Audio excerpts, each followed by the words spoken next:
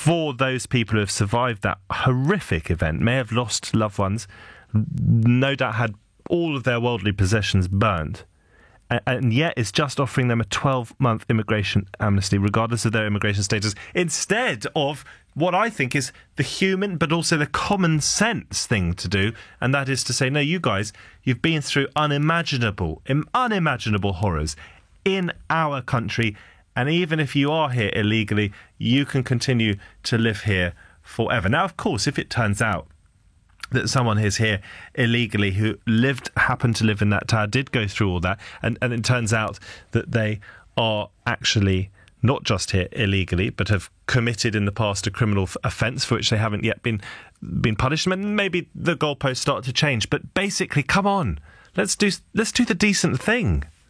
Tim didn't agree. Quite a few people haven't agreed this morning, at least on text and tweets and emails. I want to know what you think. Do you agree with me or do you disagree? Don't worry, if you do disagree with me, well, we can have it out. But I'll let you have your say. I'm surprised that people are ringing up with this view. But I'm encouraged as well, because it means that people feel free in this country to have their say, even when someone like me feels so strongly in the opposite direction. Russ, next, in Lichfield in Staffordshire. Russ, talk some sense to me. What do you make of it? Good morning, Matt. Good morning.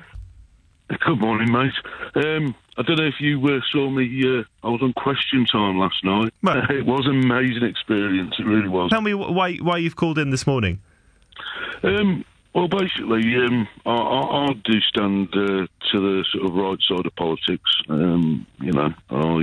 have no issues acknowledging that. And I've got quite strong beliefs on controlled immigration.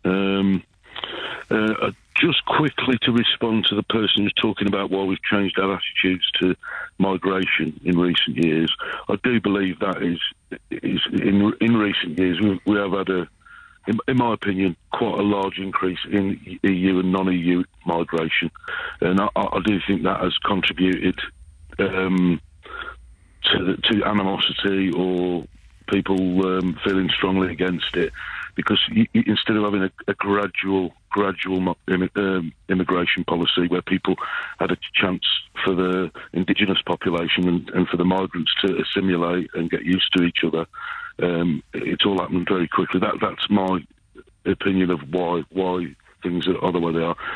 On the main point. So you're coming from a perspective of being pretty hard on immigration, but on the question of these survivors, what do you say?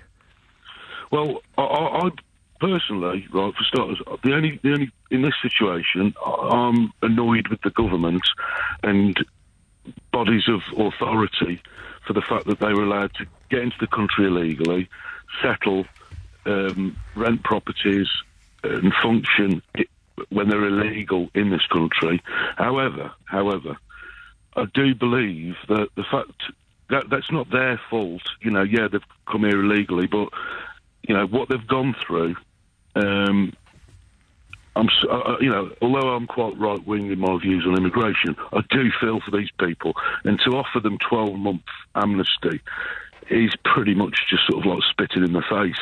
Russ, really powerful to hear from you, because, as you say, you're quite right-wing on your views on immigration, and yet you think, I said a slap in the face, you think this is spitting in the face of people who have gone through everything that these poor survivors have gone through. Russ, rather, really interesting to hear from you. That's Russ in Lichfield in Staffordshire. Thank you for that.